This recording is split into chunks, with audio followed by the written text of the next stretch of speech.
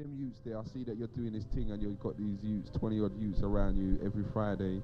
Here's £400 or here's 4 grand. Take them on a holiday, take them Africa and let them see something. What are you going to tell me?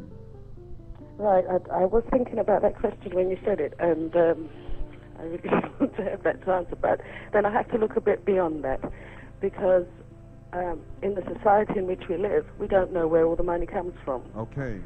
Yeah, so it would be if the same person came and put on a collar and said he was a priest. Yes, you take the money gladly. And I'd take the money, yeah. Yeah. And I would feel justified in taking the money because he's supposed to be a holy man. That's right, so your conscience is clear. Yeah, but either way, it doesn't work. I mean, I can't have a judgment on that because, like I said, he could come in a different robe. So then, if I now was to say, right, to all of them drugs barons in our community that's listening, I know you all are listening, why don't you all give some of your profits to the community leaders so that they can benefit the children?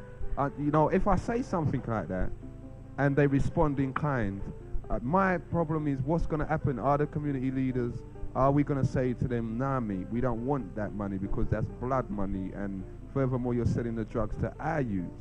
Right. Now, if we had, let me put a situation to you.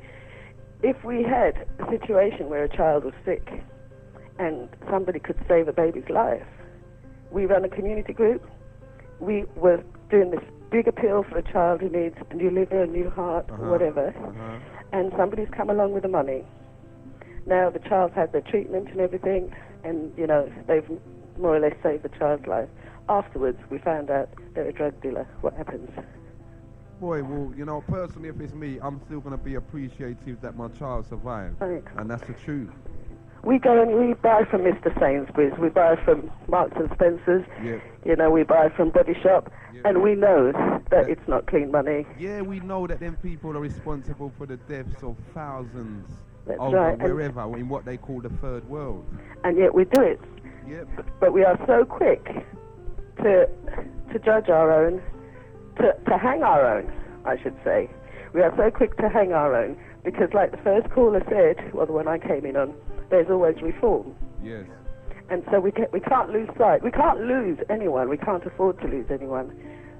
We've just got to find where their light is, you know, and help them through that. And we can all grow it as majestic as we're supposed to be without actually hounding down each other or doing really bad things to each other that's totally unnecessary, because they can go forward in a way that we haven't been able to see where our direction is.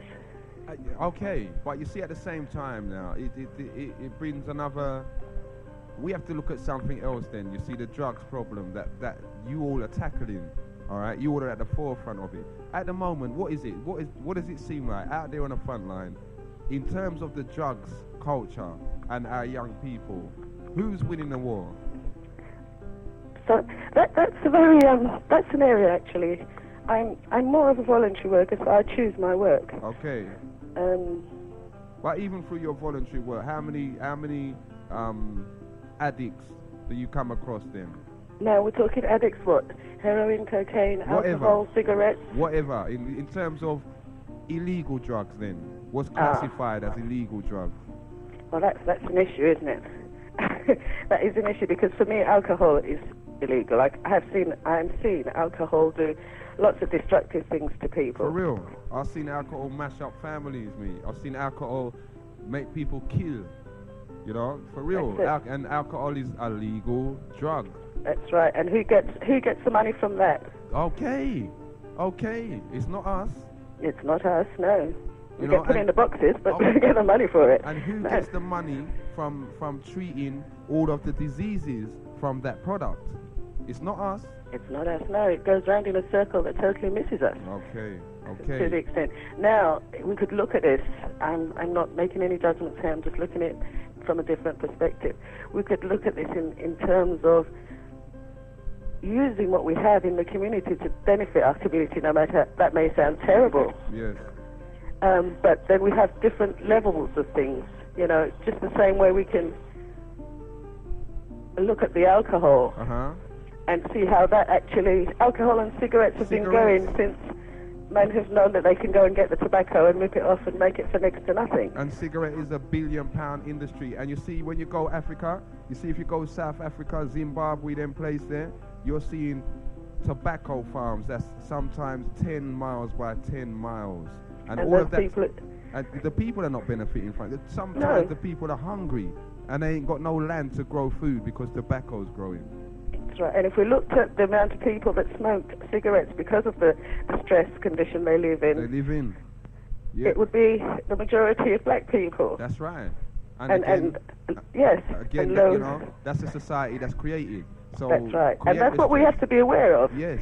It is all being created, and if we're not aware that this is going on and how the media, in every sense, is actually contributing to, if I may say, a disgusting brainwashing, yes, a very violent and aggressive brainwashing, then we won't be ready when things are turning. We'll talk about the millennium and we talk about how can we do this and how can we do that.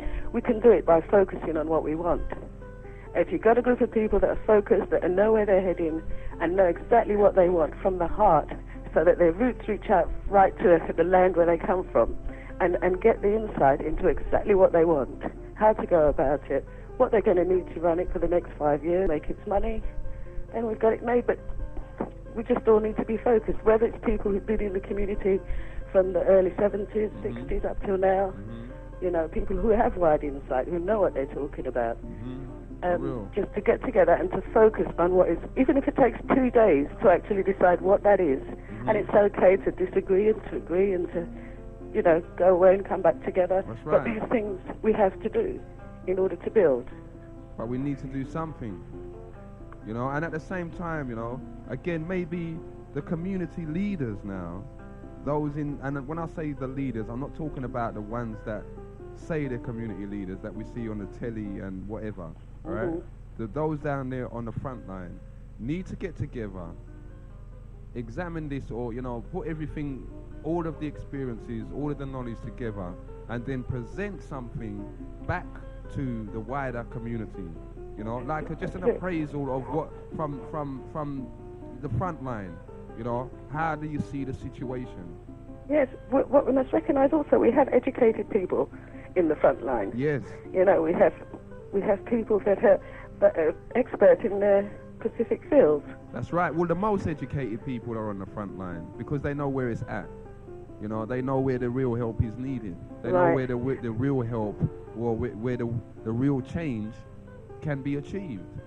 You know, and it's at the front line. Because people can have a focus because they've seen and they've been. You know, I've the last thing I did for the community, and I really needed to take a break from that afterwards, was a book, a publication, with the help of the community and the different organisations within Southwark. In order to do that, I had to work with another organisation. Yes. So I looked around and I asked a few organisations, and for whatever reason, it wasn't quite coming together. Okay. So the one in which it came together with, they just said, well, you just carry on and that would be it, which I did. At the end of the day, everybody was excited. There was all the problems that you have, not problems, difficulties. But at the end of the day, the book needed to be reprinted because the printers didn't do a good job and they didn't do what they were supposed to do. Okay. But the head of the organisation that I was under the umbrella of actually was holding the money. I kept half of the cheque back for the printers, right, so that until the work was properly done, he wouldn't get, you know, it would be a sort of proper exchange. Okay. Now, what I needed from all those people who contributed to that book, which was in fact a portfolio for them to take further into their lives, was them to say to the head of this organisation that we need this book to be done properly. Okay. And I wrote to every single one who was involved, and nobody answered and nobody supported it. And at the end of the day, when their name wasn't under their artwork, everybody said, well, look, this ain't no good. Well, I said, look, this is what we have to do. And they didn't do it. I went as far as doing the work to get the book published, and at the end of the day, everybody wanted just to hand it to them. Yep.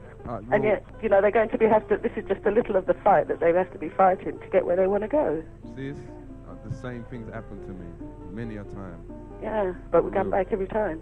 You see, this is this is where you community leaders, you community activists, you're a different breed of human beings because you can get kicked in the face so many times and still come back. You know what I mean? And still, Yeah, there's sometimes. you know. Yeah. So this is why I feel the wider community now has to acknowledge those on the front line, those that's trying to bring the community closer together, that's tightening it up, that's doing the job that maybe some parents are not doing for their own children. That's another issue, you see, because you also have the old stories of community group money, stealing, theft, all that. Now, we have to get over that. For whatever reason that happened, that happened. Well, I'll tell you the truth, You see like the 70s, the 80s, the council, local council and central government, when it came to setting up community organizations, they had an active policy that we will give you X amount of money, but we guarantee that within a year, you're going to take that money and it's going to collapse. And this is how they went around. And if it didn't collapse, they collapsed it themselves. That's because, right. I mean, we had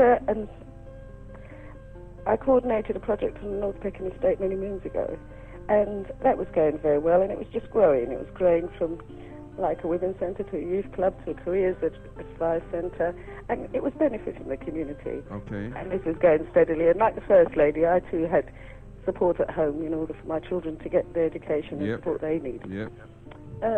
But what you'd find is the division game would play. Mm-hmm.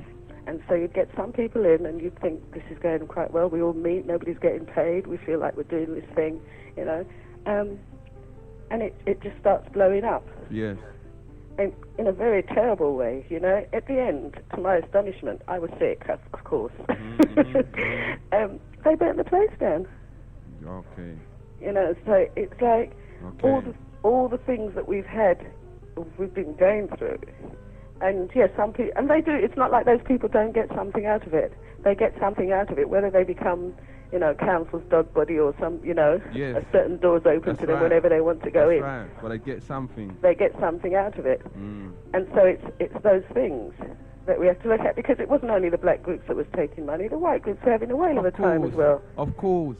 And the only thing is that again, we had a space. Remember, there was a time when every community organization, from it was black, they was under some kind of internal investigation, funds had been misappropriated, this was going on, that was going on. But they neglected to tell everyone that whilst they was investigating all of our groups and all of our organizations, and some of them rightfully, the council leaders, the ones making the policies, was, collecting money. Man was living in flat or living in big council house and not paying his tax and all of them kind of things. And he was making policies. Yeah, there's bigger stories. I'll write a book one day. In it. And I don't know whether this experience is unique to England, or even unique to London. But we seem to have had our fair share of it, more than our fair share. Because we're supposed to be such holy people, but we have to look at how we take that, really. Because as soon as we're ready to say, oh, so-and-so did that, we're ready to hang them. That's right. We're not prepared to say, well, let's look at this, or have some elders talk to them or something. For real. We lose everything, and we buy into the Western society heart and soul. And I mean heart and soul. At the moment, I'm working in a school with children with learning difficulties. Okay. And it does break my heart to see the children coming to school.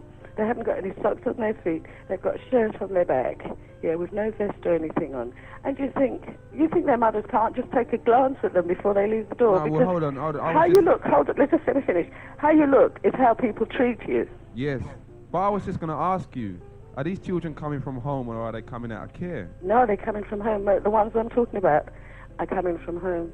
My gosh. Yeah, and it's like, what is it that's so much? Is it that the parents go to work before the children go to school? Is it they don't get up enough time? We have responsibilities. One thing I want to say, we have responsibilities as parents. It may seem like a forever time, but all we have to do is discipline them. So when we let them go, we know that they're safe. They've got the sense to do right from wrong. Yes. And so they need everything in those special years. And for us not to be able to take time to look and say, well, no, sweetheart, you can't go out like that. Go and put your, or if it takes a screen, but just go and put your clothes on and brush your teeth and stuff. Cream your skin. Yeah, and I cannot find where this is so impossible for a parent to do. Well, because boy, then that child gets treated a different kind of way. I hear that, you know, but then what about the parents themselves that don't know that never had that for themselves? You know what? They just don't know. I mean, this is why there's a need for community leaders and workers. You know, if we was doing things correctly, there wouldn't be no need for community workers. There wouldn't be no need for community leaders doing the kind of jobs that they're doing now. I think perhaps we have always existed, whether we're here, whether we're in Africa, whether we're in the West Indies. I think we've always existed. We've been branded community workers. Okay. Which means that we have to take also all the stigma. Okay. And stuff. But we are actually, if we see ourselves as community workers, we are clean-up for the government. We just clean up their mess all the time. Just like, you know, we're looking at how to sort out this drug problem. And we know that it wasn't one simple man, you know, that had never tried it before, that brought it in and gave it to all the little black children. That's right. That's right. So we've got to be very careful how we look at ourselves and not be the government clean-uppers.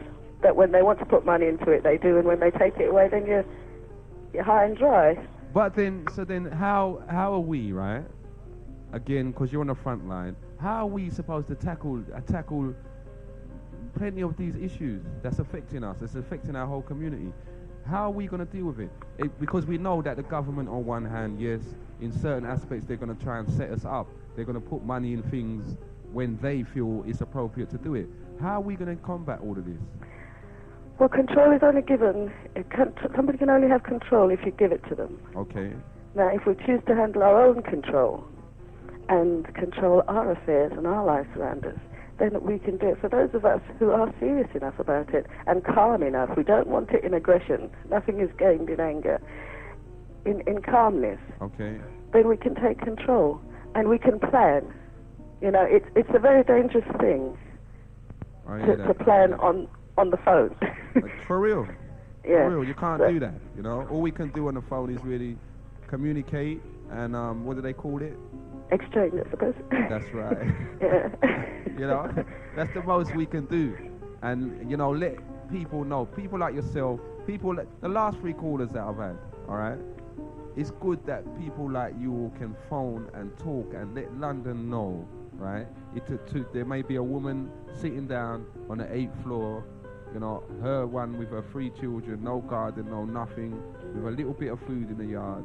And just to hear you all speak, you know, will give her strength, will make her carry on, will give her a bit more hope and know, say, boy, well, yeah, man, there's someone out there that still is thinking the same, or still, you know, there's someone out there with compassion that wants to help and is trying. Yeah, we're here. I mean, at the moment, I choose to kind of stay away from the community because everybody needs healing time. Okay.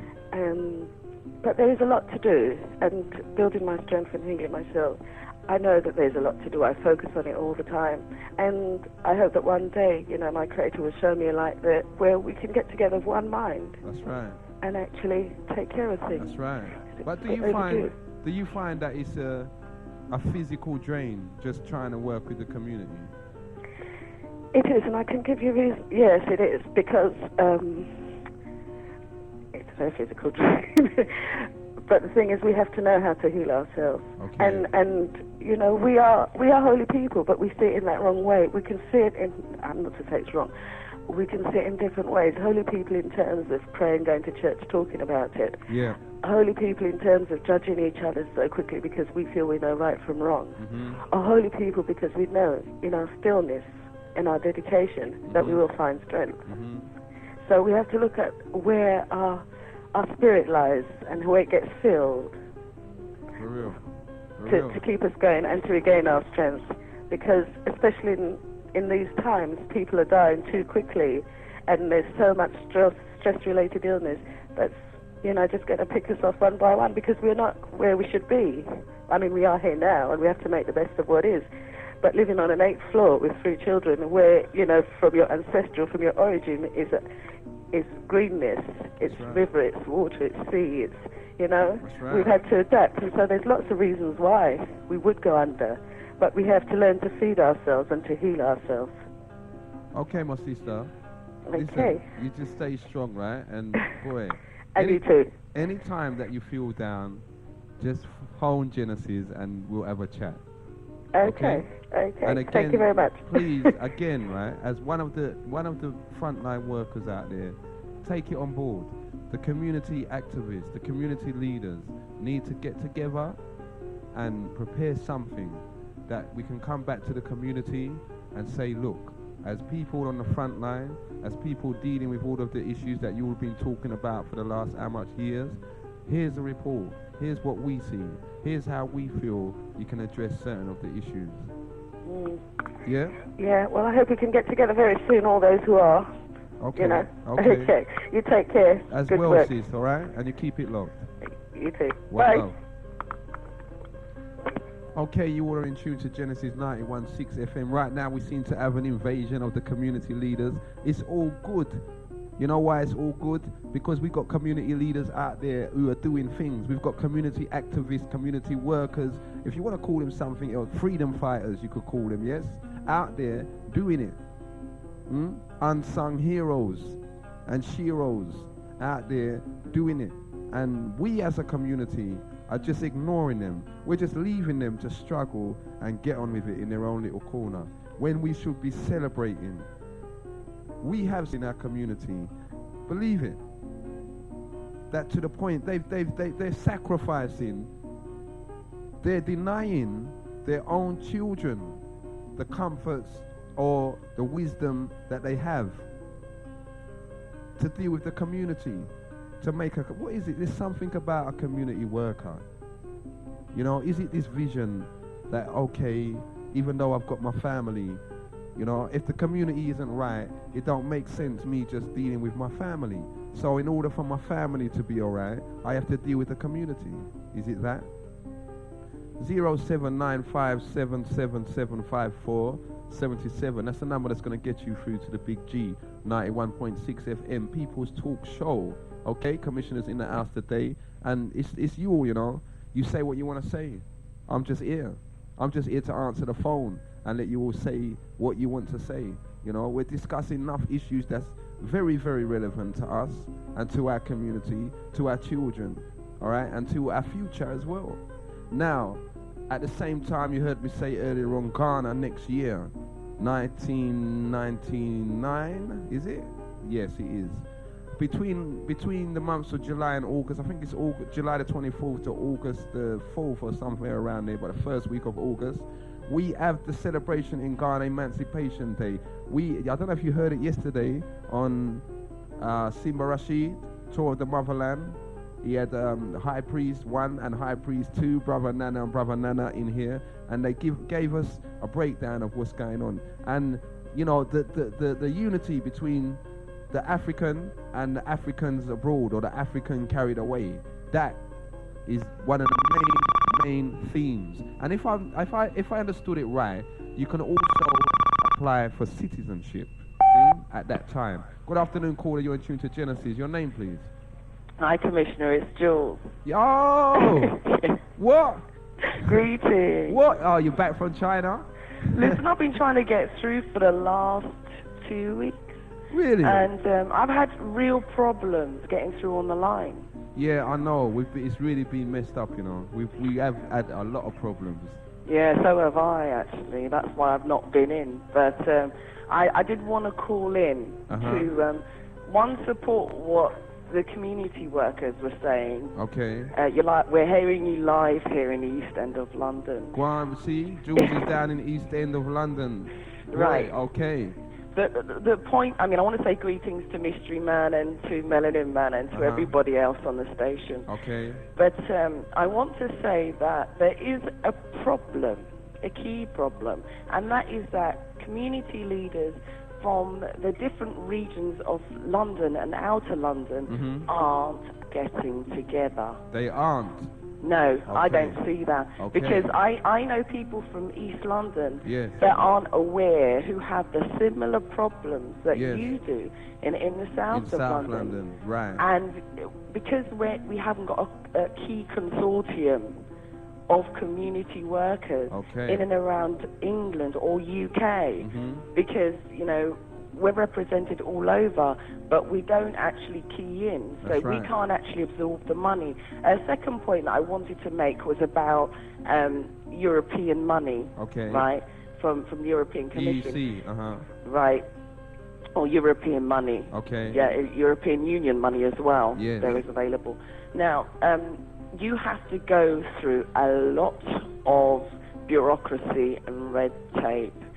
And although I'm not making excuses for people who don't go and seek the money, I am saying that there are a lot of hurdles. And secondly, also that they put in, let's say, certain kinds of qualifications. Say, for instance, this has to be returned within 2 weeks. Oh, that's right.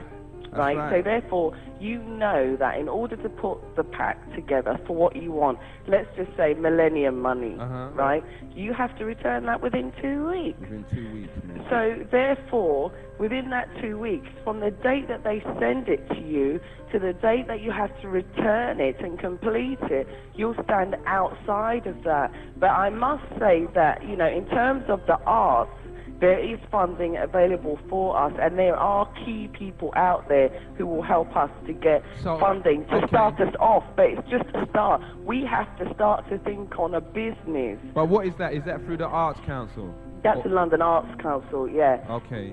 Okay. Or London Arts Board, Uh-huh. which Trevor Phillips is the chairman for. Okay. But, I mean, that's just one element. But it's saying that, all right, we've got this money, right, this funding, but we have to have a plan to make money, right?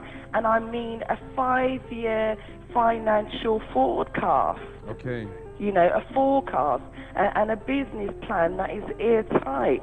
You know, so looking you're saying that then on a community level then? Yeah, we have to look business. We Yes. have to look commercially Yes. at business. And it's not just about black people buying black products. Okay. It's about making money. Money has no color. I was When just you gonna go say to that. the bank, Yes. right? Yes. Right? And you go and you draw out that money out from the till. Do you wonder, is it a drugs person or did it come from drugs when No. you got it or when you first held it? No, No. you didn't. You went and you spent it. That's right. The only thing I may wonder is if it's real. No, that you got a point on. Yeah, that's all. But apart from that, no. You know, I'm Yeah. not thinking whether it's blood money or drugs money or whatever. No. I don't business. I'm just going to go and spend my money. But that's what I'm saying about the kind of consciousness in terms of money and the uses. Money is a tool, That's right. as far as I'm concerned. And money will also help us with our liberation, right? Irrespective of where or when it's coming from. Unfortunately, we can't actually say, okay, I know this £5 never was in that guy's hand. Yes. We can't do Can't that. say that. We're not in a position to do that. That's right. And another point I wanted to make is that the media, right? I've been watching TV and I wanted to call in for the last 2 weeks over Okay. 2 programs which were televised on Channel 4. Okay. Now, you know, Jules is one of these media people That's that right. says, no, I don't want any kind of advocate. I don't advocate, right? Any unbalanced, right, Views. or accounts Yes. or broadcasted of the black community, especially when the majority of the evidence is suspect, right? Okay. And based not on any kind of fact that I can actually attribute to myself to and say, okay, I was asked about this and I gave an opinion, because a lot of the facts that they're actually putting on TV, right, aren't actually coming from people like you and me. That's right. Right? We're It's not like- being asked That's right. as members of the community. And But, I don't, you know, I always, Jules, and I know, again, as presenter as well, you must understand this, right? But I see some things in the media and on the television, and I hear some discussions, and the kind of people that they're getting as experts or as people in the community that can come and relay. First class bounty bars. My gosh. And I'm you know, sometimes I sit down there and I think to myself, well, why didn't you come to Genesis? Yeah. You know, because obviously whatever that person you call is saying, even down to the newspapers. I've seen some articles in the papers after today's show that, you know, you just think blatantly, well, why didn't you just come to Genesis? Why didn't you just come to, you know, the radio station to get that story there? Because that's where you heard it first. And exactly. That's where, you know, that's where the people are letting you know. Exactly. We are the only monitors or true monitors of the community's viewpoints. And I don't think that people actually realize how many people listen to Genesis. I don't think they do. You know, they do. There are so many people that are aware of Genesis, who listen to Genesis and support the viewpoints put forward on Genesis. And as a medium, another broadcast medium, I feel that it is one of the most essential things that we need in today's society in order to view the other side of the story. For real. And like I said anyway, back to the point, the programs, two in particular. One on gang rape by black men, which has been picked up. Yes. And the second one on a lot of black women, right, slagging off black men. Yes. Now, the first program about gang rape, right? One, that's absolute bull, right? I watched it, I was absolutely enraged, right? As much as I've seen other women enraged as well. Firstly, because the information, I did some research myself, and the facts are extremely suspect. Rape has been going on since day dot. Yep. That's right. Yeah, and not by us. We are what?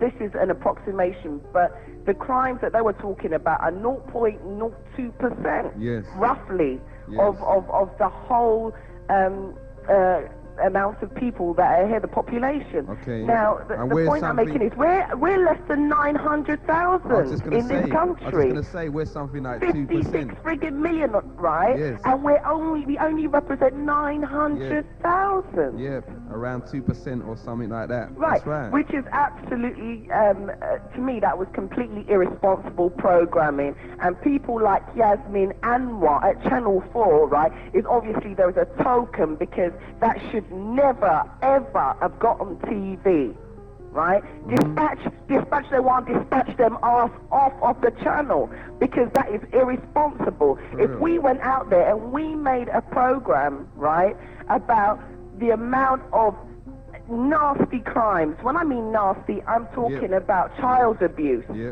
right? And I'm talking about the disgusting level to which it goes on in the westernized society community today. We couldn't even come anywhere near, let alone 9 cases.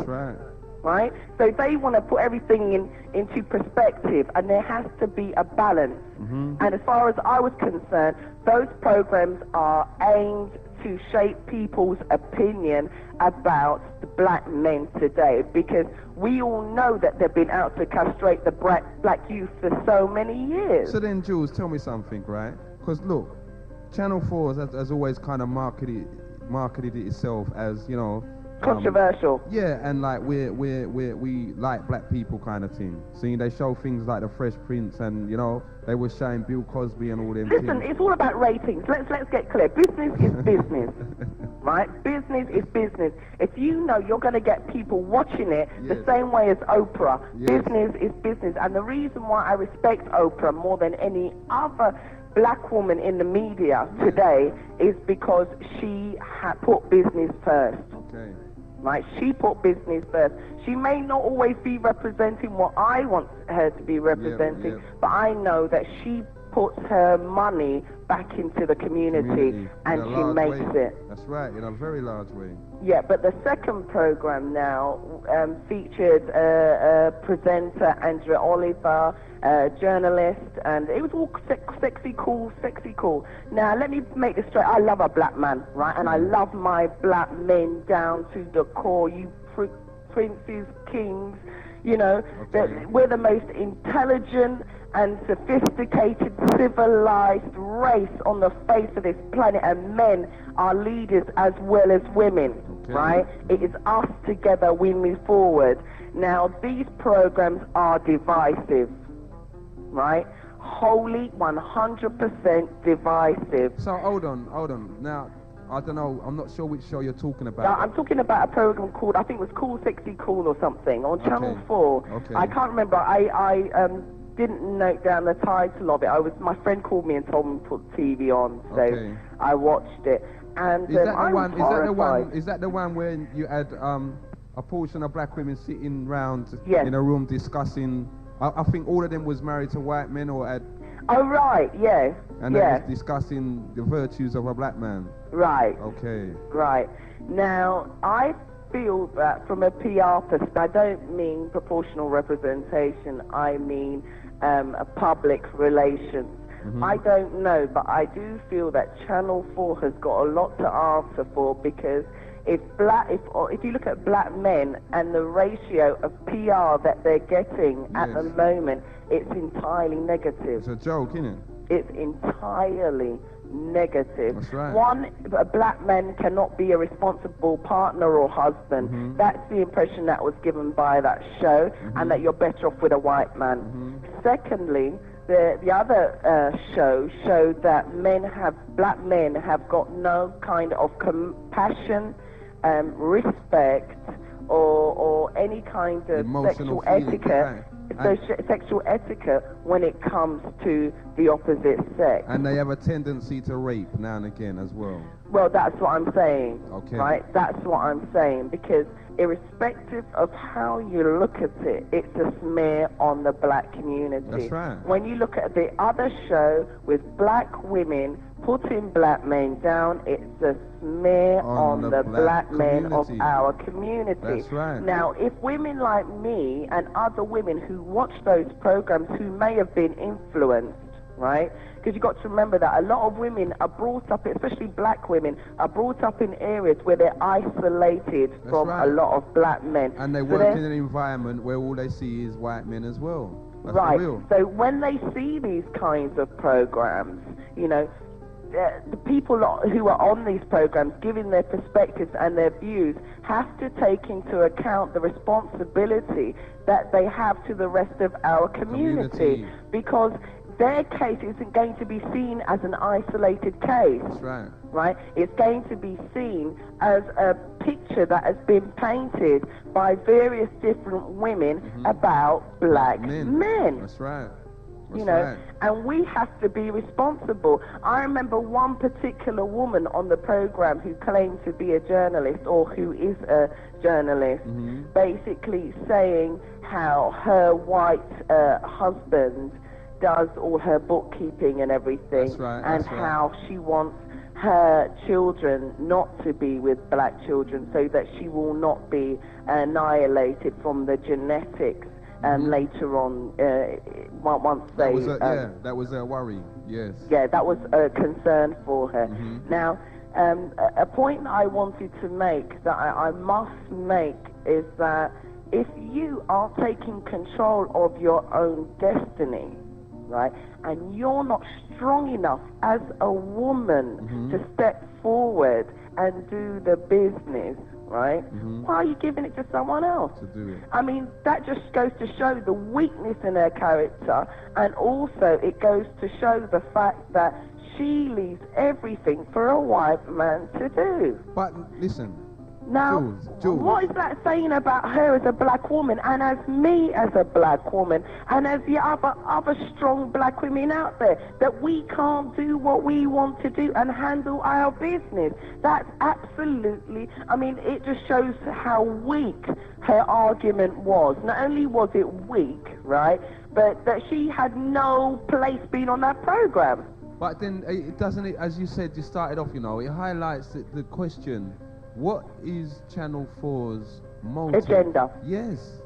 What is really behind it? Why put out these kind of programs that's denigrating the whole of our community and expect us to sit down and watch it? Again, is it just for ratings? Is it just because they know that we will discuss it on shows like this and you know, it gives them, it bigs them up? Of course it gives them props because we are discussing them. But I mean, the fact is that, you know, Channel 4 is one of these broadcasting channels, or a company or a business, which actually is, that deals with independent production companies. Now, I can name off, you know, the top of my head, lots of different production companies. I mean, Darker Than Blue Film Productions is another black film production company, which is based, and they make programs. They're not contacting the independent black production companies, which are making programs that can be watched for anyone or for everyone, you know, and which are showing us in a positive light. Because they're not commissioning us to go and do the work. Do you understand? Yeah, so how can they even think of getting a balanced viewpoint?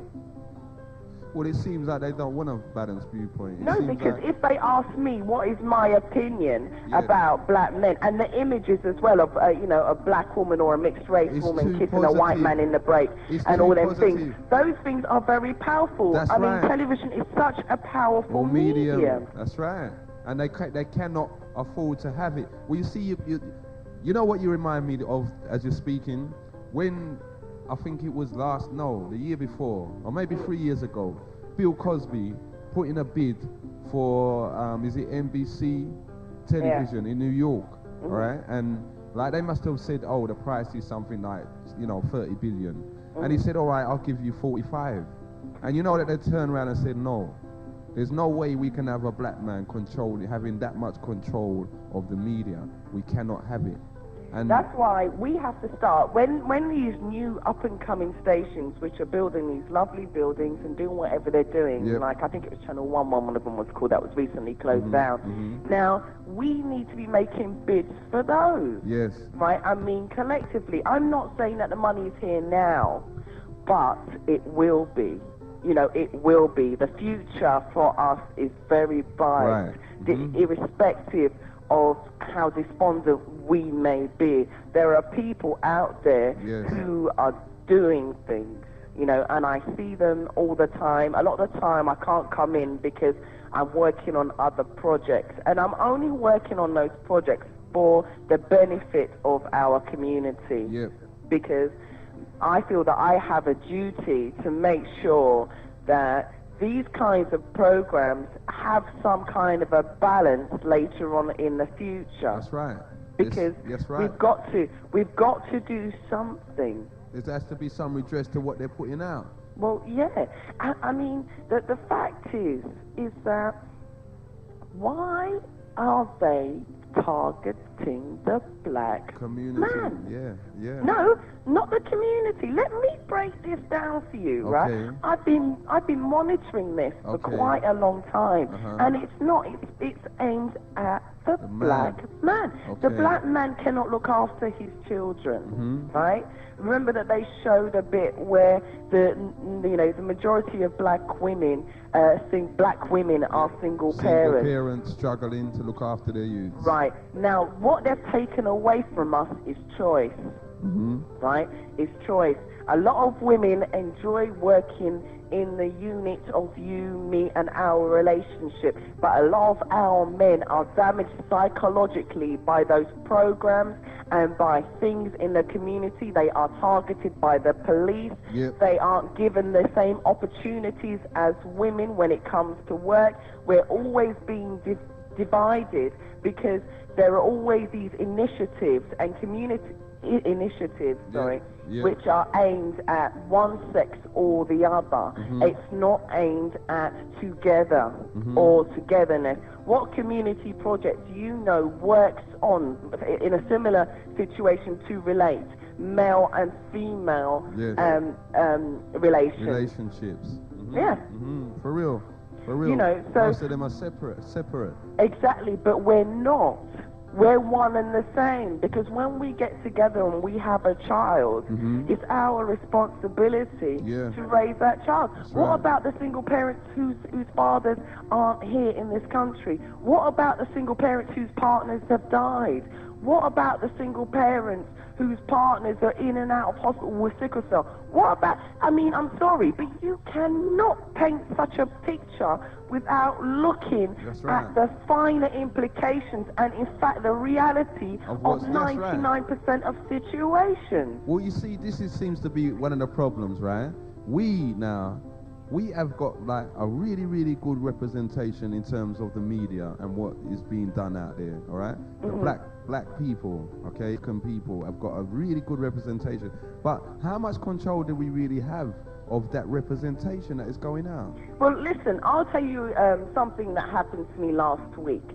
Now, I was speaking to a journalist from 5 Live, which is a BBC, I think it's radio, it's a new channel BBC for Radio. Live, yeah. Anyway, she was interviewing a white female referee. Okay. Now, I was doing research about how black people are depicted in the media, and in particular, I'm looking at the word black. Okay. Right. Now, I listened to 2 of their broadcasts the week before, in which case, they did the usual black day. It was a black day for such and such. Just like the bombing island. It was a black day when it was the bombing island. It was a black day when the pound crashed. It's Black Wednesday. It's black every flipping day. Now, the fact is, right, is that when I told her about this, you know what she said to me? You're looking too deeply into this. So I turned and I said to her, why isn't it easy for you to say it's a gloomy day, it's a dismal day, a bleak it's day, a sad day, it's a mournful day. Right. Look at those. As a writer myself, I know that the choice of words that you use are very poignant for the purpose that you want to use them for. It's a reflection of your mind and your heart, of course. Right.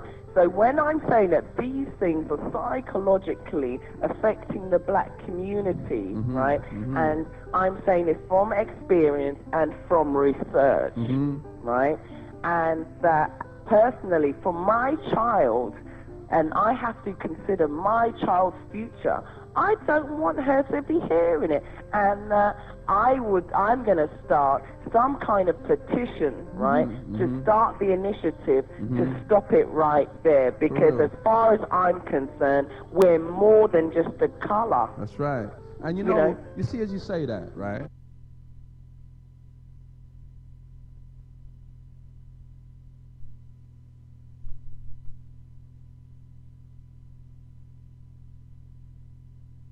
She's Black Wednesday, and when I hear that, I think to myself, you little, you know what I mean? How comes you're why are you using that word? Why are you using this black? It's on purpose.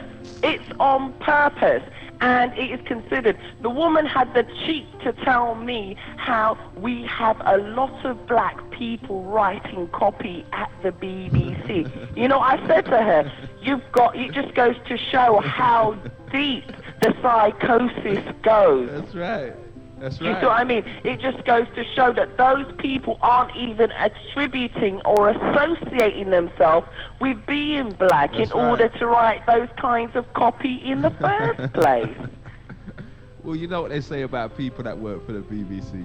Oh, trust me. But, the fact is that, you know, I think that every time we hear it, right, on a radio station or whatever, we ought to write it down. Now, I've started just by writing little things down every time I hear it. Yes. Even if it's at 2:13 on worldwide BBC That's right. News.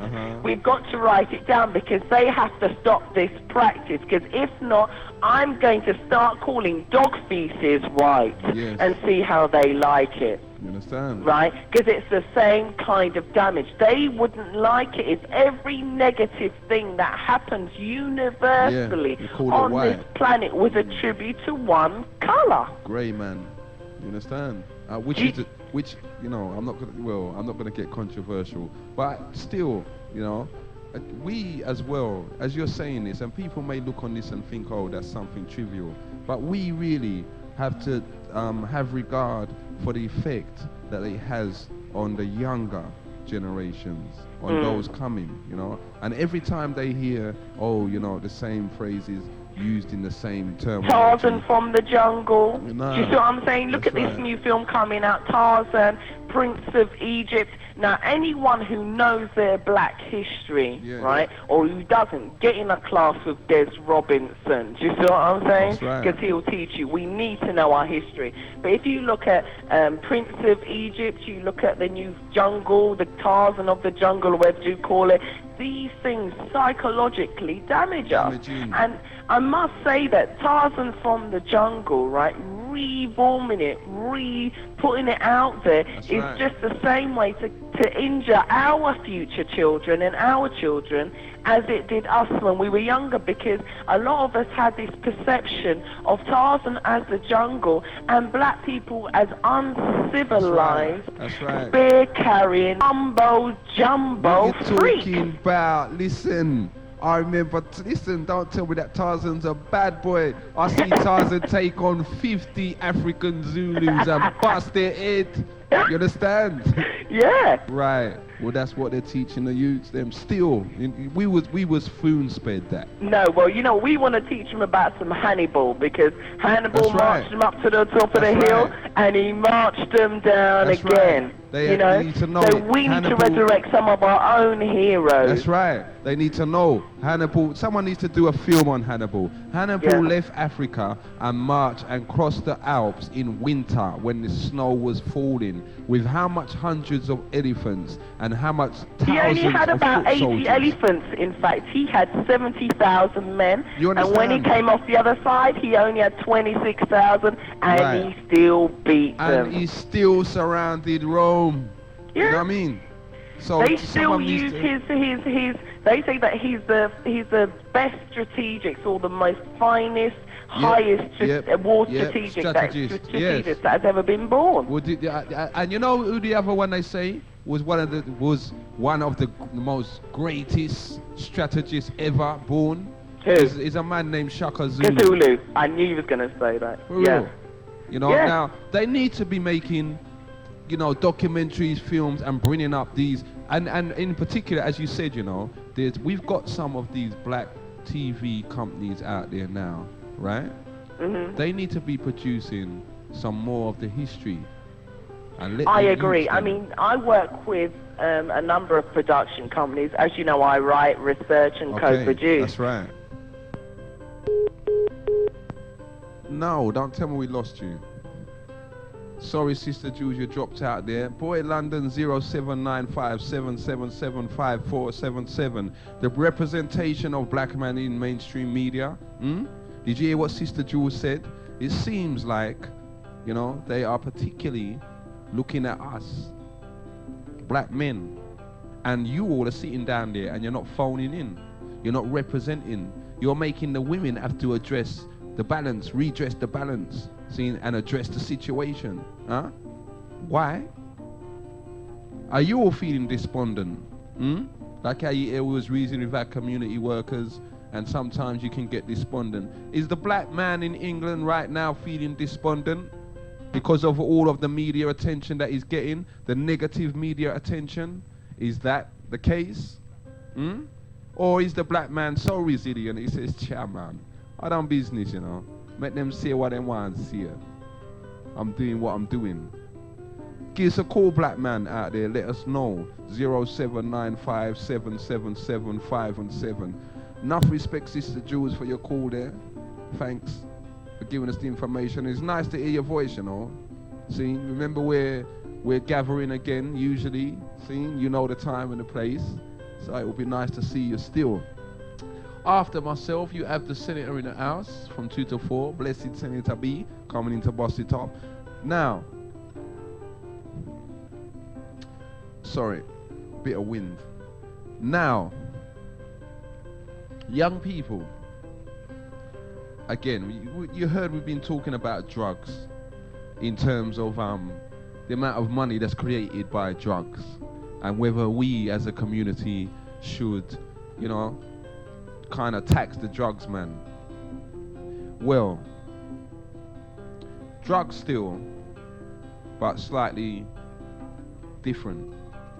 Young people and parents. Let me answer this. Good afternoon, you're in tune to Genesis Radio. Yeah, I'm a community worker. Sorry? Huh? Sorry, my brother? I'm a community worker. Okay. Yeah, and I've been listening to the radio. I mean, that's for the first time actually tuning really. Okay. And All enough respect, first time caller and first time listener. What would you like to say to London? Yeah, well, what I'm going to say is that I got the opportunity to actually develop the black community because I'm one of the community members in the community center. And at the moment, I just trying to set up the Caribbean networking and a black male awareness. Okay, right. okay. Yeah. Well, my brother, answer me something. Yeah. What is it, right? What is it that is driving you? What is it that makes you, you know, want to do something like this? 2 different projects you're working on. Why do you, what's the drive that makes you want to do this for the community? Well, I feel I didn't have the opportunity, and I used to go to a lot of community centers in the past, okay. and I see many black community centers fail, and the one that I'm actually working is a white community center. I'm the only black worker. Okay, so that's even more difficult. It is more difficult in a way, but I am getting the support. Okay. You know, in a way, I'm getting the support. Mm-hmm. And I just like to say that I think we should have a federation of black community centers. That's right. Where we should get together and actually try and help the community centers that's working in the community. Yeah, that's and, right. And try and work together. And if we do that, then I think we will be able to survive. That's right. Because right now, there's a federation of youth clubs. There's a London Federation of Youth Clubs, okay? Yeah. But there's no federation of community organizations. Yes, I noticed that, you know, because at the moment we're doing a project here, but it's the Federation of Greenwich Council. Okay. It's a Federation of Greenwich Community Center. Okay. But they're all a white centers. Okay. And I think we actually need to do a research on the community centers and, you know, and try and get everything. Yeah. Compact. So, all right, tell me something. You're down there in Greenwich, right? Yeah. What's the situation down there in Greenwich for the black community? Well, we just happen to. There's a lot of opportunities, but what I noticed is that most of the black people stay in Deptford and Lewisham. They don't really come into Greenwich. Really?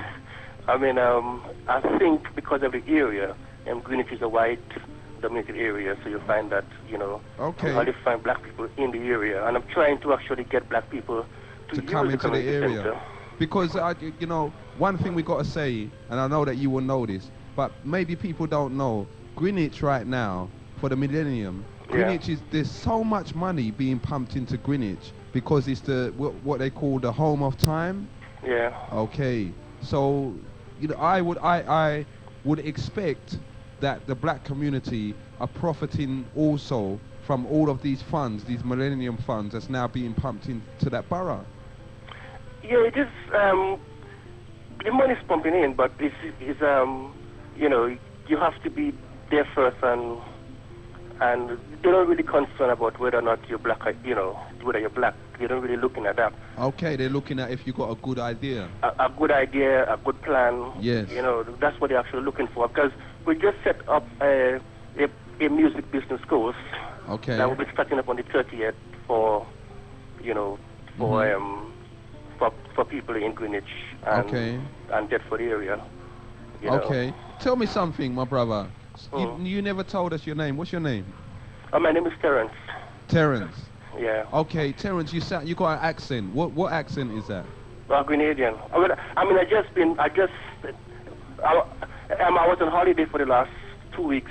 I just started back work again. Okay, what did you go back home? Yeah, I went back home. Tell us about home, man. How's Grenada, man? Well, wonderful. I mean, that's the best time I had for about 10 years, and I'm looking forward to go back to do something down there. How are they? I think there is more. I think there is more to do down there in my home than to worry about life in England. So Really? You know. Really? You Yeah. think so? I mean, there's more opportunities down there than what Okay. is over here.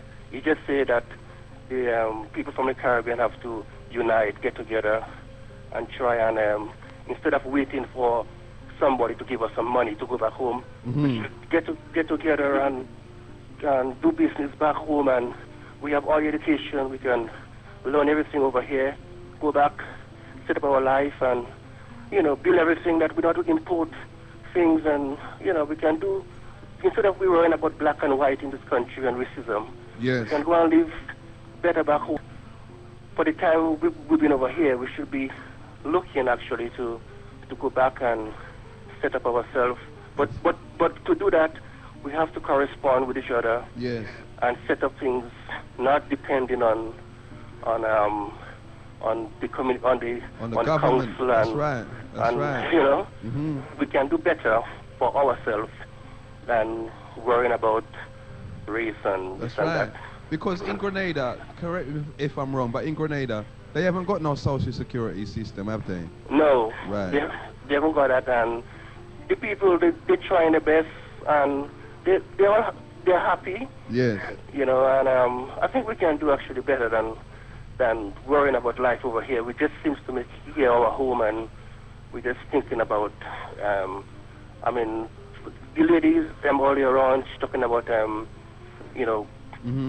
and blackness. It's true with everything that she says, And because you see, when you talk Grenada, I was in Grenada recently. Yeah. And the white people in Grenada, Yeah. they're not treated in the same manner that we're treated over here. It seemed to me that in a black country, whoever you are, you're treated, you know what I mean? You're not treated in a manner that we have received over here. Yeah, well, I noticed a few things down there, because also what I noticed is that the Grenadians who is going home, or West Indian who is going home, Yes. they'll look down at the people in a That's form of right. discrimination. That's right. They go and they build their houses, they barricade, Thank they put you. dogs in there. Thank they you. They don't communicate with the people. Yes. They have a kind of racism out among them. Well, I won't say racism, but They don't want the discrimination. people to come and beg from them. They don't want the people to come and ask them nothing. The other night, my brother, I was talking to someone, and it's the same thing. I see in Grenada a man leave England, build his house in Grenada, and his own flesh and blood, his grandchild, come to him, and he just closed the gate and said, "Nope, don't come and ask me for nothing." Yeah, I see the selfishness down there, and I seen most of the black people, most of them, they're going back home. Yes. They just they leave their money in the bank in England. They can do things. They won't set up nothing in the country to help their own people. We have to trust each other and try and work together. For real. For real. Well, okay, my brother. Okay, Thanks then. very much for your call, okay? Yeah, And you care. take care of yourself and keep it locked, all right? Yeah. And boy, anything that's going on, anything that you're doing down there in Greenwich, send the information to Lewisham Way Youth Centre. Yeah, I send them a do pass there. All right? Yeah. Okay, then. you take care care. then. All right. Right.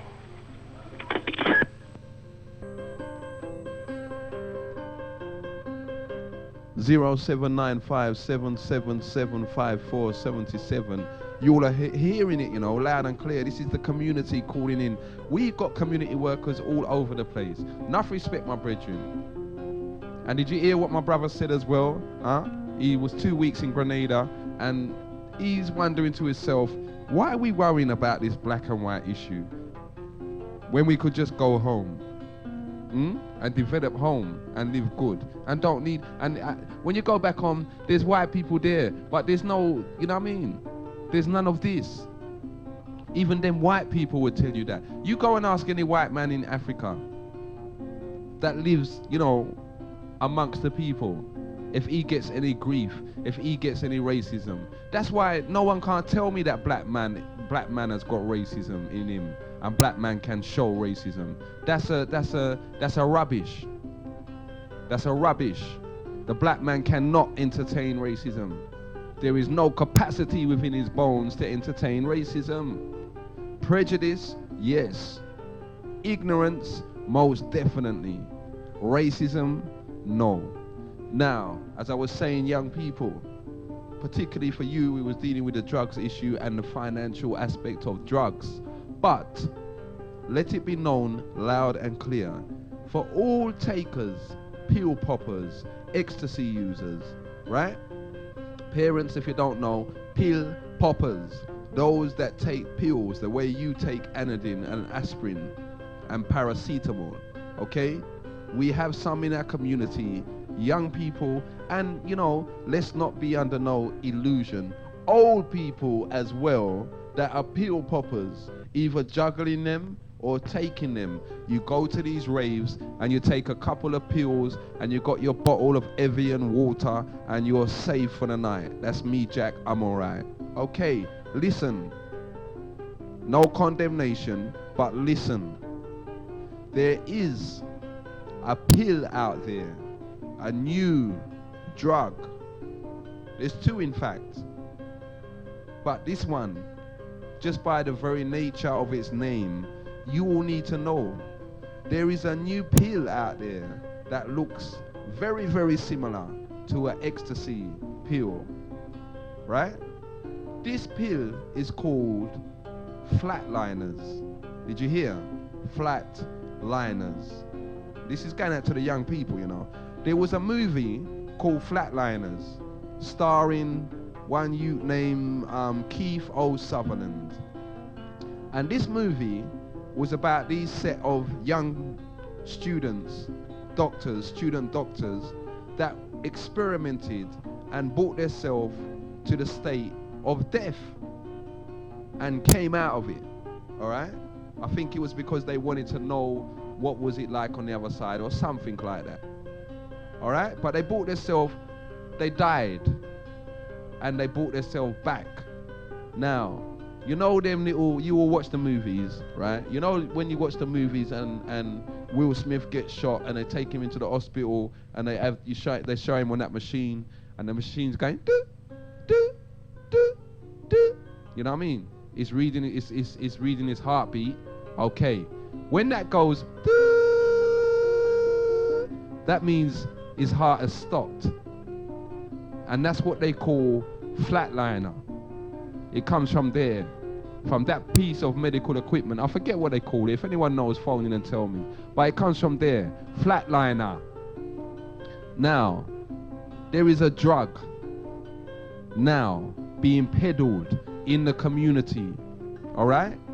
And it's being branded as a new drug. And it's called flatliner. And that drug there, so far, has killed 3 people. First time they tried it. Very similar to an ecstasy pill. Youths, young people, please be aware. Good afternoon, you're in tune to Genesis Radio. Yeah, peace. Yeah, good afternoon, my brother. Yeah, it's me, King David. For the people who don't know who is speaking, but yeah, I just wanted to say something about the dreaded day that's coming. Okay. The big con day. Okay. You know, Christmas. Oh, the 25th. Yeah. The notorious 25th of December. Yeah. Okay. And what the message, what I'm gonna put out, the message, you know, like the word mess. When you say mess, you're gonna make a mess. I'm gonna make it age and die. It's a message. Okay. Yeah. Okay. Yeah, it go like this. No good Christmas soldiers knocking on your door. when they don't get no response, they appear on your television. Yes. Similar, as Al Pacino would say, like a cockroach cooling on your floor. That's right. That's right. Yeah. And if you look at the TV right now, anyone out there that's got Sky, watch the children's channel and see everything at Christmas. Yeah, they're promoting the idea. Yes. The idea is basically to make us accept a concept, to accept a con. That's accept a con. That, you know the word concept. Yes. I broke it down, examined it and looked upon it, and concept, you hear many people say the concept of this and the concept of that. Yes. But a concept simply means that someone has come towards you with a con and told you the and you've con, accepted and it. you you got it there. Yes, you've accepted it. Yeah, truly, the most superior bless the enslaved nation, and the most superior bless everybody that wish to know the real truth, not no real religions, not no religions, but the real truth. You're sending a big up going out to the enslaved nation. Okay. That includes OJ. OJ, I know you're out there, and he beats his African drum. Yeah, OJ, bring your African drum. What pounds and makes a pucker sound. Yes. To be outside the Home Office. You know, there's a big thing occurring at the Home Office on the 16th of December. Okay, what's that? Yeah, you know something. I'm looking for, I found the leaflet. Yeah, it's about the death of many people of the dark color skin, like Joe Gunner. Yes. And the thing what saddened me is I found the Nation newspaper, and I said, seeing as you meant to represent the enslaved nation, I would like for some kind of news to get out to the people, but something is going on outside the Home Office, a big protest, and inform people that read the paper of the same color as me. Yes. They read the paper and to come along. On the 16th of December. Yeah, but hear what the newspaper editor told me. Okay.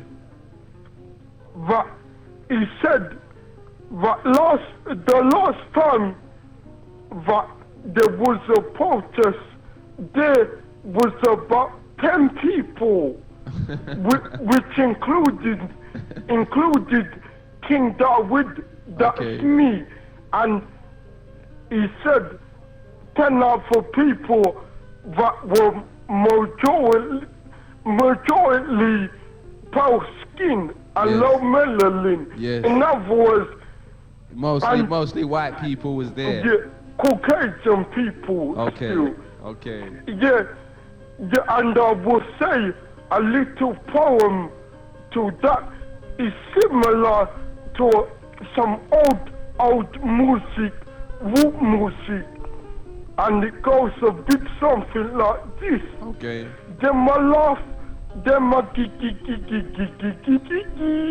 them a laugh, them a giggle from we, and them a laugh upon we. So we need to really show that we're not just bare talk, we're not Just talk. Yeah, bare for real. talk.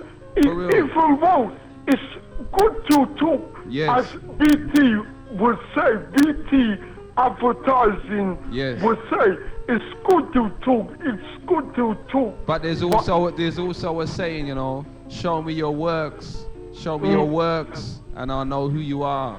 You know, Yeah. when all the talk is finished, let me see what you've done. Truly, You know what I mean, brother? I put it in another way. Maybe the enslaved nation, which includes myself, will kind of gather what I'm saying. Okay. Yeah, you know, it's good to talk, as PT would express, but action Speak. speak louder than talk. Yes. Yeah. That's right. And they even speak louder than music. Yes. Yeah, For real, my brother. That's the Yeah. truth. And you know, all of us again, for all of the young people, remember that. You know what I mean? Tell them Yeah. again, brother D. yeah. Tell Yeah, I them will again. say it again. Action speak louder than talking, and even music. Yeah, but put it this way: the music we have nowadays is to give us false pleasure, to make us feel nice and comfortable, and you know, in other words, even me and slaves, a different kind of slavery is Yep. occurring. The A slaves, mental, yeah.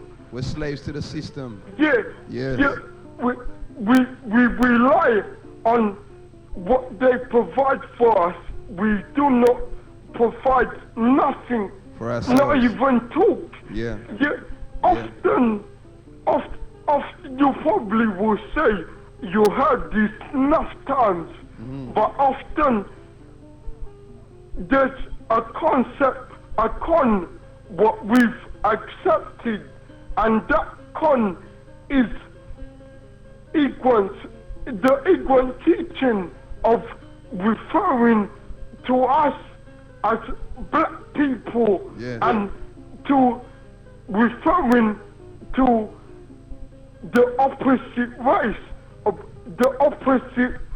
race of as being white people, but really they have pale pink skin and a low degree of melanin, and because of intermixing, the colors go up to a very, very dark skin and a high degree of melanin. Okay. Yeah, that's just a thought. What hopefully people will think about. Yeah, another thing I want to say. Yeah, often, you know, the newspapers and that, they try and get your brain. The newspapers and the television, they often try and get your brain to think the way they want They you want you to think. Of course. Everything that's presented to us on the news, in the media, in the newspapers, is just designed to make us think in a certain manner. Yeah, to shape our thinking. So our thinking is, we're not thinking for ourselves. We think we're thinking for ourselves, but like I said, them a laugh, them a For real. For real. For real. them a laugh from we, but Yes. it's time for even me, cause my brain is still not functioning the proper way. some people might say that I King David, he think too hard, but really, but the more I think, I'm not thinking enough. Yeah, and just imagine if everyone out there had their own thinking started thinking properly and positively. At the moment, our thinking has been held down and suppressed for a simple fact that our genetic potential has no limitation, no limit. Yeah, many other races, the genetic potential has a limit, but our genetic potential has no limit, and it's only us that is putting ourselves. We're limiting ourselves. Truly, yeah, but we're limiting ourselves. You can call that we've accepted the trickery that has been pumped into our ears. That's right. And into our brain. That's right. And we do the most evil thing. We believe it to be true without checking it out and making out what you're learning is sound and correct. For real. Yeah, I will sign up, but first let me just say a quick poem. Is that cool?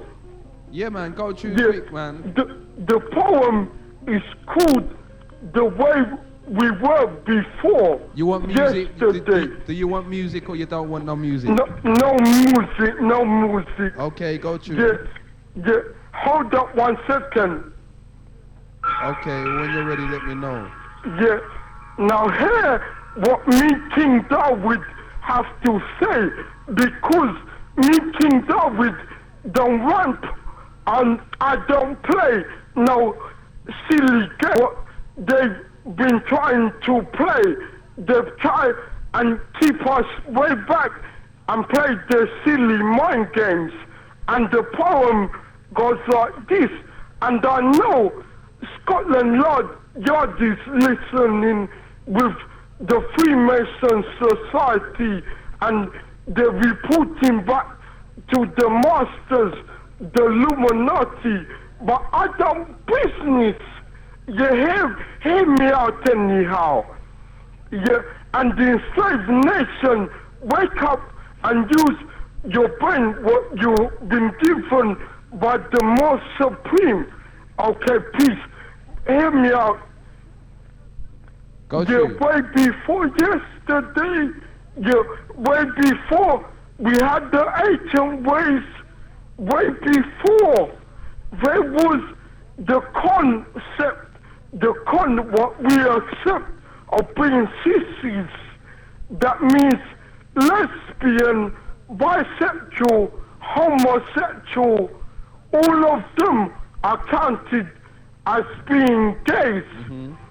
Before confusion was embedded in our brain, before our foreparents were forced to be a bunch of slaves, way before the evil forces used television to grab us in the evil mind game, before we were even given the conference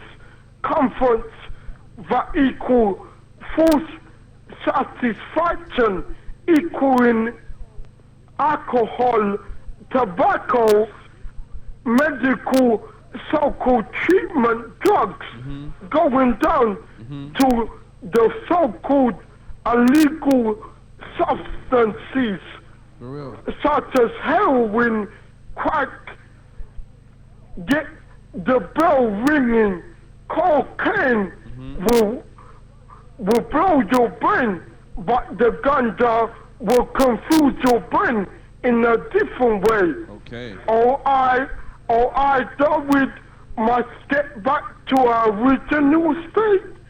Tell me, why do we have little knowledge And what has gone wrong in our brain, which is located in our head,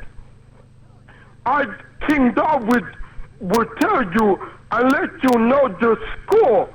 The force of evil wants your soul to be dead.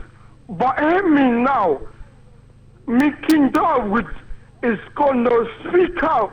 This white fellow enslaved people write the information in your diary. There's going to be a protest outside the low-down home office. Okay. The time of the protest equals 12 p.m. in the day. Mm-hmm. The day equals the 16th of December 1998. The 16th That's of December this at 12 year. p.m. Yes. There's no excuse.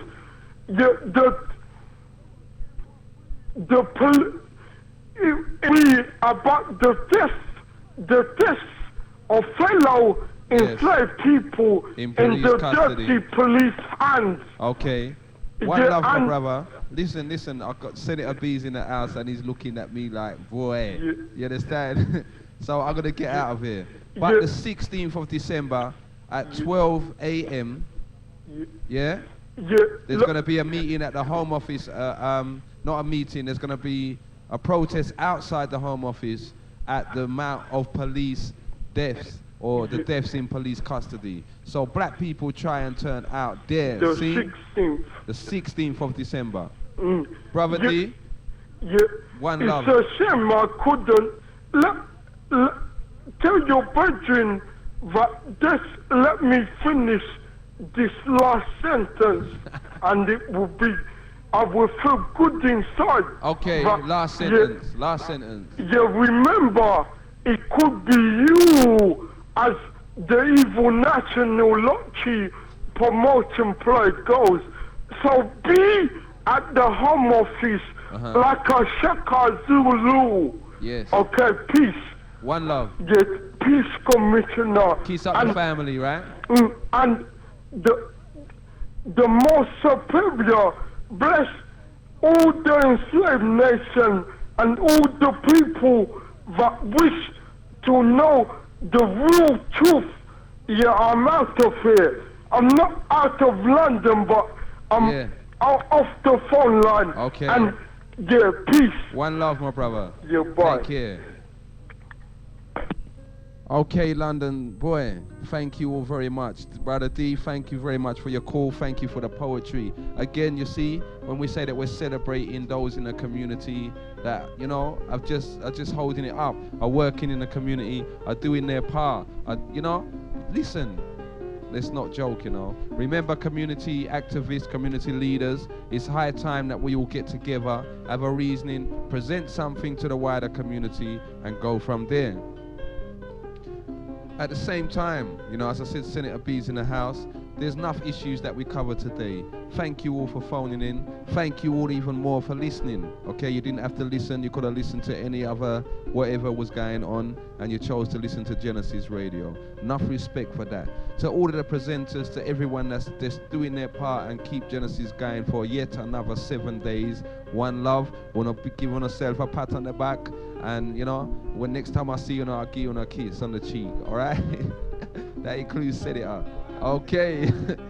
Anyway, you know, it's yet another show, London. We're coming to the end of another year, all right? We've discussed a lot. Things need to be done.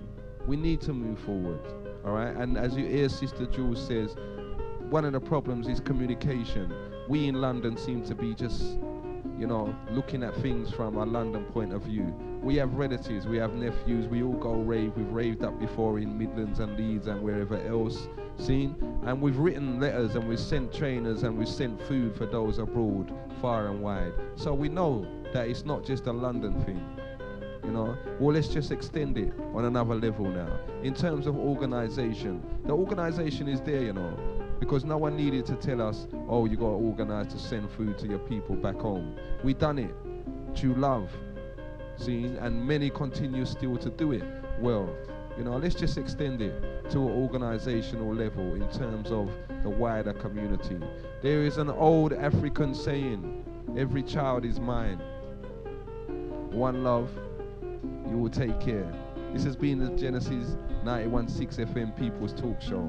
You got, as I said, the Senator B coming in, and he's just gonna rough it up for you all. And you know, again, even the music, you know, listen to the message in the music, because the music is spreading the one love. The music is building a community. See, it's not every music is negative. There's music there, even like this music, the bass music we've had today. See, this was just on the vibes, that boy. True, what I heard yesterday on the Motherland tour, the Motherland show, I said, yeah, man, the music can heal. So, you know, taking the senator, them call him Blessed Senator, all right? Well then, you know, if you listen to him, you'll know why them call him so. You will take care. One love.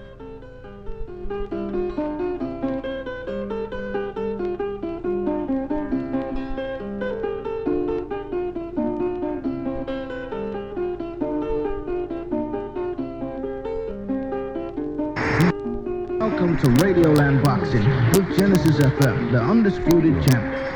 Oh, good uppercut from Genesis. Oh my word, Power Jam's power's been cut off. WNK are coming through. And WNK are in trouble. WNK's been taken. And it's a tremendous fight with Baseline FM. Baseline FM throws a rabbit punch. Straight right from Genesis, and Baseline is reduced to treble in this arena tonight. It's all over. There's a lot of punching in that corner. Paradise is putting up a fight. Paradise is in misery. Paradise has been taken. It's absolutely amazing. Genesis getting in on the inside with the fast punches. And right, I left off from Genesis. And Galaxy's in a black hole at the moment. Oh, there's a straight driving, jabbing, kisses mouth and kisses out. Absolutely great body shots from Genesis. Oh my word, choice is no choice. The corner's thrown in the tower. What a disaster. Punishing headshots from Genesis. Oh no, Skyline needs the helpline. What a beating. Oh, the power that Genesis jab. And Irie FM doesn't feel so Irie now. They're out. Thumping right hook. And Lightning's blown a fuse. They've been taken. That Harley shuffle. Vibes and all sorts of problems now. That's knocked the vibe out of them. And Radio 1's gone. Radio 2's out. Radio 3's hurt. Radio 4's been bored up. Genesis stalking like a civilized savage. And Capital Radio's running from London. I gotta say, what an extraordinary opponent. Road Girls FM is stumbling about in a daze. Genesis is such a new look on his face. A great one to Rock to Rockset is rocking violently from that jab. Call the doctor. It's all over. Genesis Radio, the undisputed #1 champ. So much energy, I just don't know when to stop. Look at that. Rip off. Rip off. What a chance.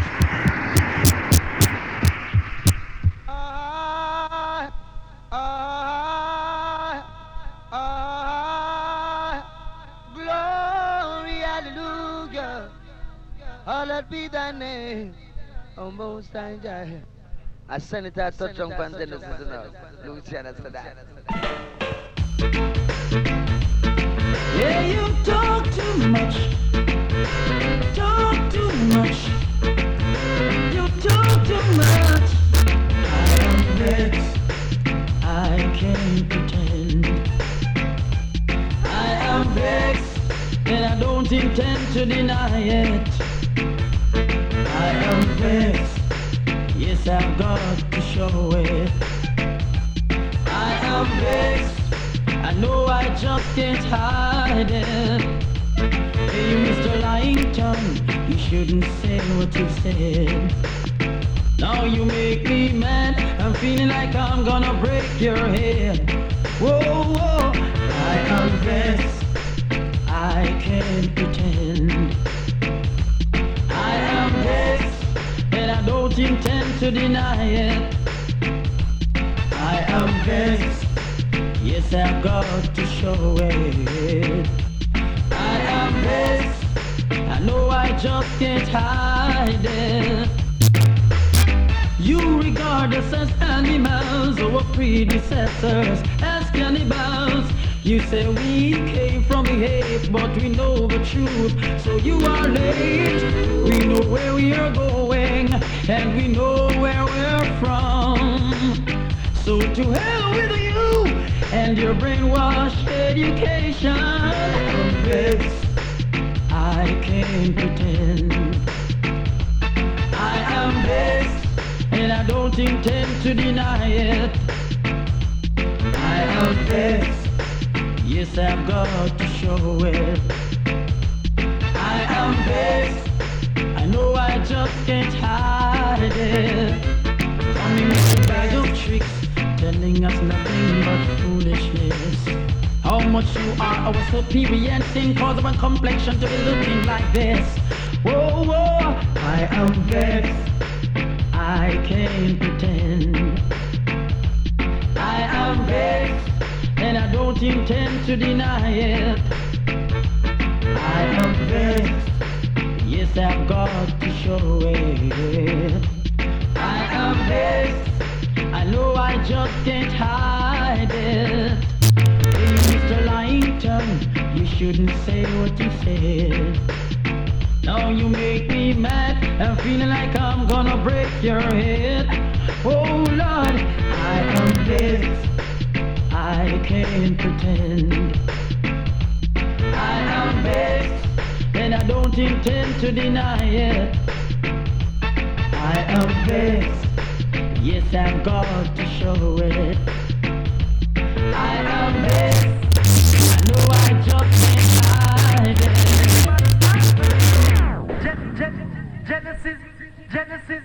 Genesis, the man starts for the show.